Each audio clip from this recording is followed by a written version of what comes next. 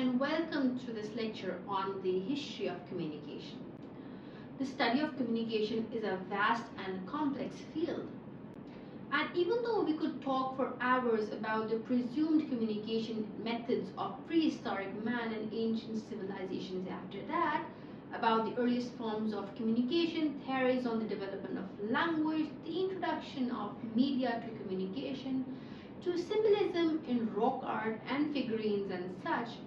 However, we are not going to be doing so because we have no record of these civilizations, what they thought about communication on a meta level, and constructive theories about its existence or use.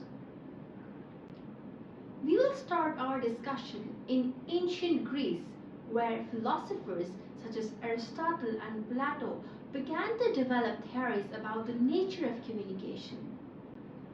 They argued that communication is a fundamental human activity that is essential for building relationships, sharing knowledge, and creating culture. Later, the Romans adopted and adapted the Greek ideas about communication, and they also made important contributions of their own. For example, the Roman statesman Marcus Cicero developed a system of rhetoric that is still used today. Then, the Middle Ages was a time of relative stagnation in the study of communication, but the Renaissance saw a renewed interest in classical learning. This led to a revival of interest in the Greek and Roman theories of communication, and it also led to the development of new ideas about communication. This was followed by the modern era, which has seen the development of new communication technologies such as the printing press, the telegraph, the telephone, the radio, television, and the internet. These technologies have had a profound impact on the way we communicate, and they also have changed the way we think about communication. Today, we live in a world where communication is instant and global. We can communicate with anyone, anywhere in the world at any time.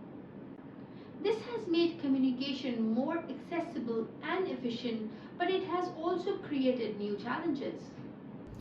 For example, we are now bombarded with more information than ever before, and it can be difficult to filter out the noise. The history of communication is a long and a complex one, but it is a story that is still being written.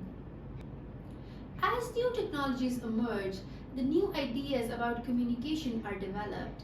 The field of communication will continue to evolve. I hope this lecture has given you a better understanding of the history of communication. However, that's not all. Stay tuned for more, and thank you for listening.